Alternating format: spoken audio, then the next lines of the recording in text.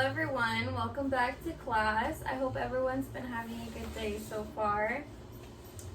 And the one we're going to be opening up today is some deep breathing. So we're going to just do a few deep breaths, taking out any negativity and bringing in positive minds, positive thoughts, and just starting today with an open mind and clear thoughts. So, sitting up straight. How do you want to sit straight? Right. Stand tall, head up, closing your eyes, and have your hands just anywhere comfortable, very loose. Breathe in, breathe out. One more time, breathe in, breathe out. Last time, breathe in, big breath, and out. Sure. Taking it, calming your nerves, letting out all that negativity, starting your day. Okay, so to start, we're going to be focusing on reminders. So it's just important to remember them and to have them up and available for everyone to see. Number 1 is being respectful. Being respectful to each other, to me, as I am respectful to you guys. Number 2, raise your hand. If you have any questions, comments, please raise your hand. Number 3, it's good to ask questions. Most of the time you may have the same question someone else may be thinking. Number 4, focusing and staying on task. I know we tend to get distracted or start thinking about other things that's going on in life, and it's important to just remember that what we're doing has a purpose and it won't take that long. So just giving all your energy into our task. And 5, trying your best. Always trying your best. Even if you feel that you're falling behind or you're struggling or just getting frustrated, just keep trying. Because that leads us to number 6, you're capable of succeeding. So even if you feel that someone else may be understanding something faster than you are, or you're just trying so hard and you're still not there yet, you're still capable of succeeding. So you're more than capable. Everyone has an equal opportunity, equal chance in this class. And 7, being kind to each other, being kind to yourselves. And last but not least is having fun. At the end of the day, we want to have fun when we're learning. Okay, so I'd like to start off our lesson with an opening question, just a short exercise. And I want you guys to think about yourselves, like what you like, what you dislike, and then share something you feel may be unique about yourself or something different. And I'll start. So for me, something unique or different about me. It's like I like to be out in nature. I love to be where the grass is at, or even if there's rocks, trees. I like to either be playing music or listening to the birds or any animal, little creatures going on at that certain location. I love being outdoors. Okay, so Sal, can you share something about yourself you find that's different? Well, I don't know if anyone else does it, but I like listening to rock music when I do homework, and it helps me concentrate. Okay, nice. Sergio? I like to, same as Sal, I do like to listen to music, but it's not rock for me. When I'm doing homework, it would be like soft rock. Okay, And, nice.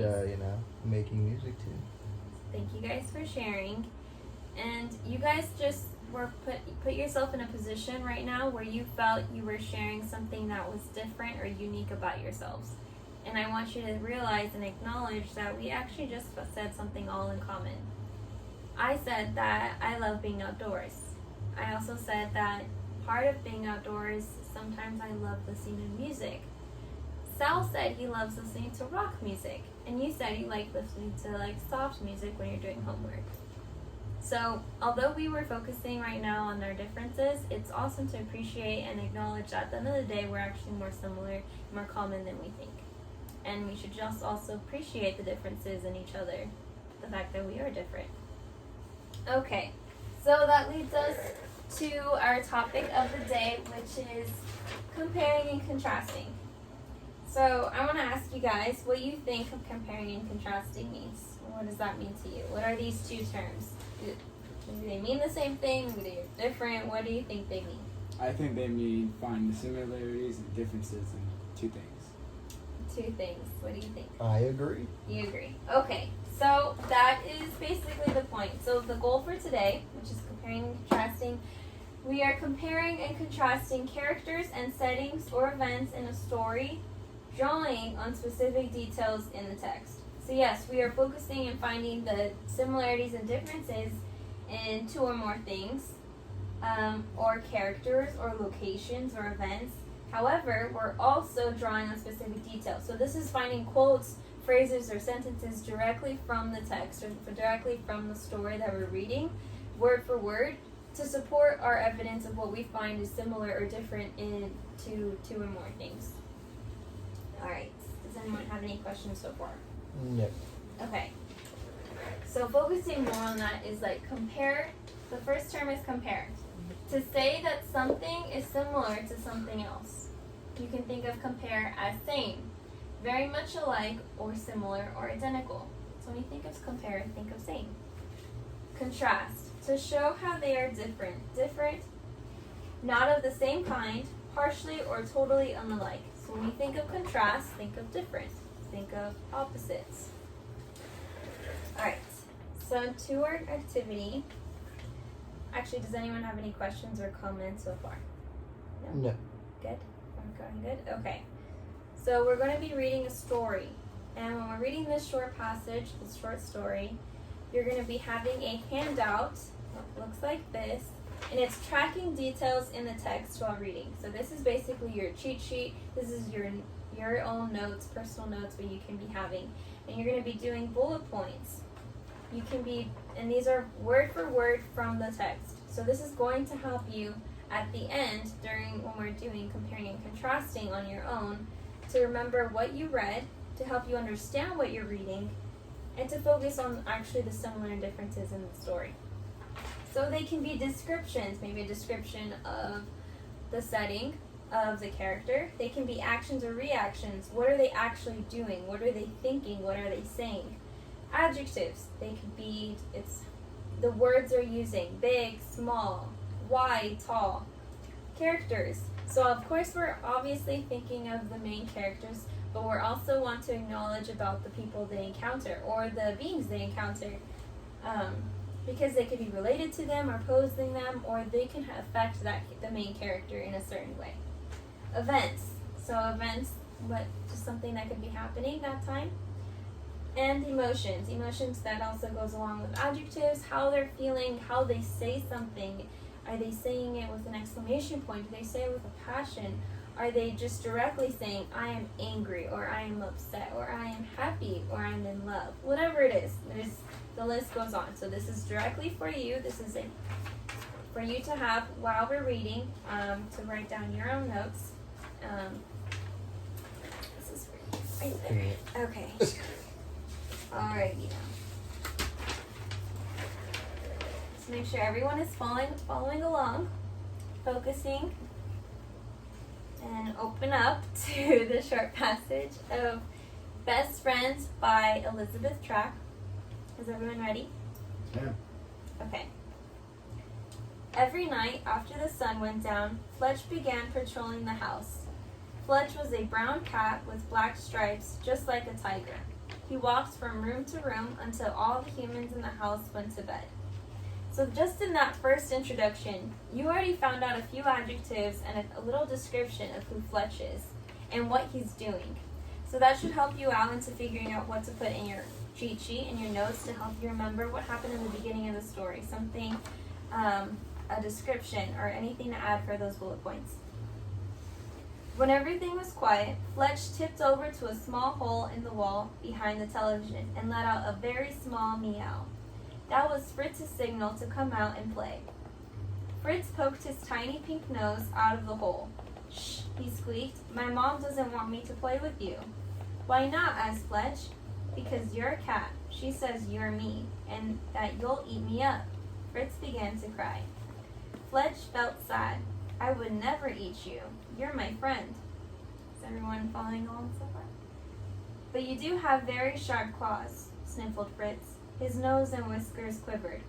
Fletch looked at his paws. I can't help that. I was born with claws, but I don't have to use them. Fritz slowly stepped out of the hole, then he smiled. Then he ran. Come and get me, he squeaked. Fletch ran after Fritz. They scampered all over the house. This was their favorite game. Fletch finally caught up with Fritz and put his paw on his tail. Fritz was trapped. You win, Fritz said. He sat down. Fritz knew that this would scare his mother, but Fletch always let Fritz go. Fletch lifted up his paw. That was fun, and you're getting very fast, Fletch said. That's because you're giving me so much exercise, said Fritz. Then Fritz yawned. Time for bed, he said. Fletch yawned too. All right. Good night, Fritz. See you tomorrow. Fritz smiled. Of course. My mom will just think I'm out hunting for crumbs. Fritz squeaked. The two best friends said good night. They went to bed happy, knowing that they would always be able to play together even though they were different. Okay. So now that we read the story, we figured out what comparing and contrasting means, what we were looking for, and now we're going to figure out how to be actually comparing and contrasting. Can you guys share some bullet points that you put down? Well, I put that they are both animals. They're both animals, okay. Can you share something? They are both different types of animals. Okay, different types of animals. Got it. So a similarity and a difference. Nice. Okay. So although we can use sentences, it's important and it even is a lot helpful to everyone, to even me, to draw visual representations of how to figure out the differences. So you can use a table. A table is where you can put two characters. So say this is Fritz, this is Fletch, and you put all the bullet points or any type of notes, any type of quote-unquote verbatim words of what is in the text concerning Fritz and Fletch. So that's one way to really figure out their differences and have a visual representation. Another way is a Venn diagram. So a Venn diagram actually helps you to figure out the differences and the similarities. So Fritz can be on this side, the same thing as a table, what you would write on both sides for each one, and in the center would be something they have in common, something that's similar about them, and that's where you would compare them.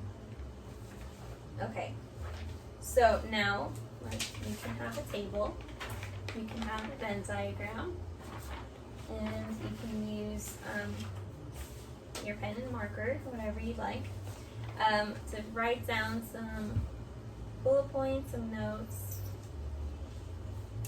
about that.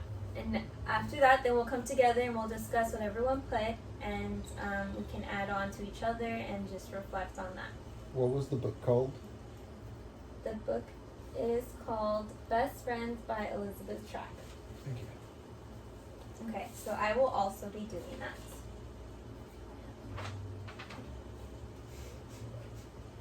Olivia, is that what it was? Olivia Track? Elizabeth Track. Thank you.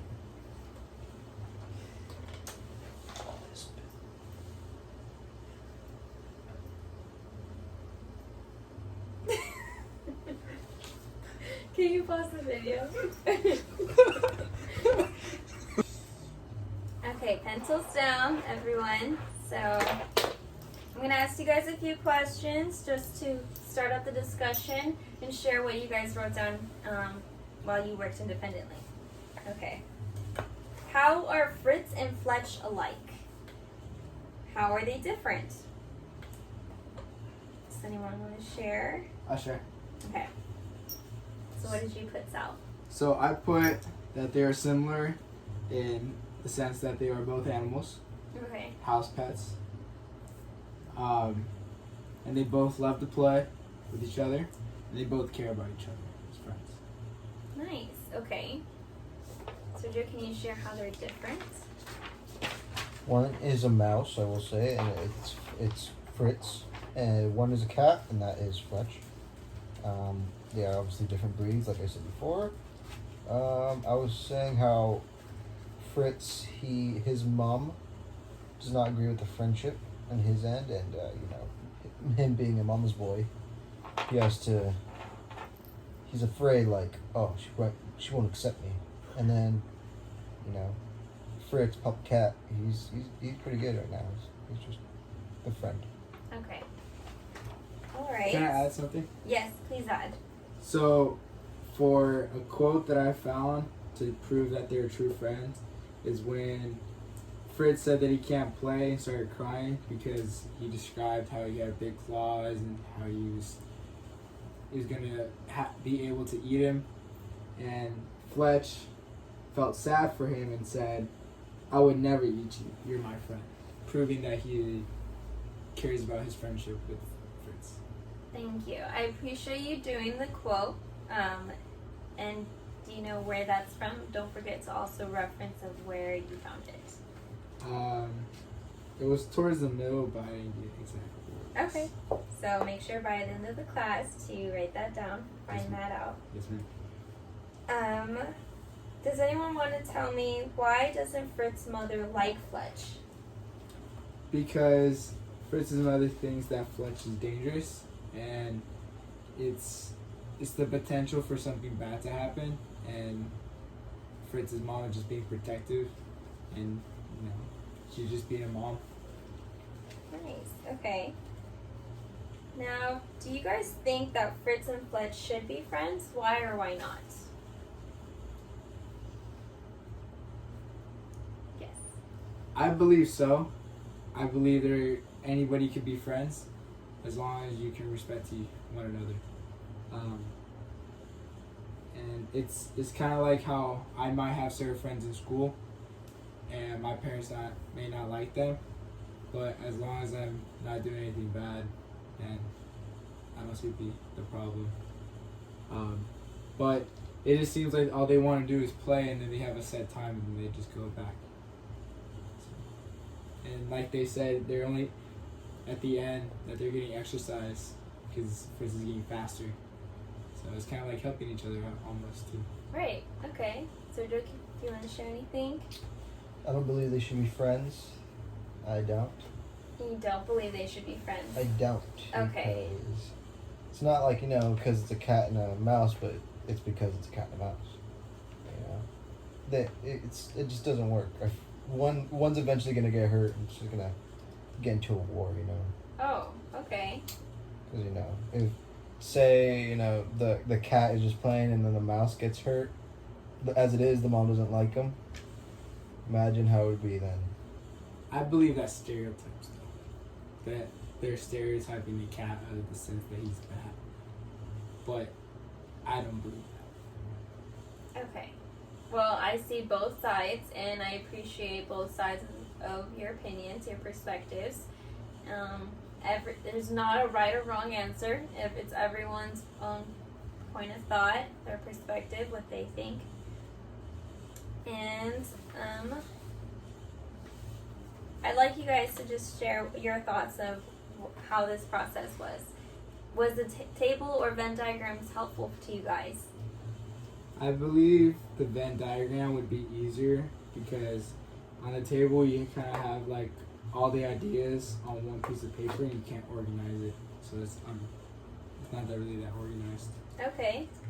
All right. And then your handouts, your cheat sheets on the side while reading, the tracking details.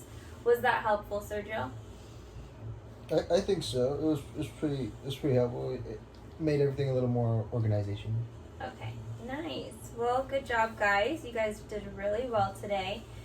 On a scale of 1 to 5, how confident do you feel or comfortable to the introduction of comparing and contrasting while also including details directly from the text?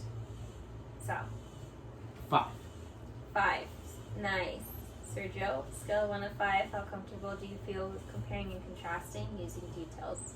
It's pretty solid, so yeah, I agree. Nice. 4.5. Okay. Well, good job, everyone. You'll be getting gold stars at the end of today. Don't forget to turn in your worksheets. I can also assess them. You can still get credit.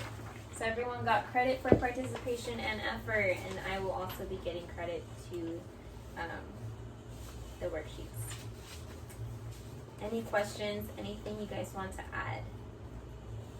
No. Yes, sir. Do you have any homework? Not for today. Today's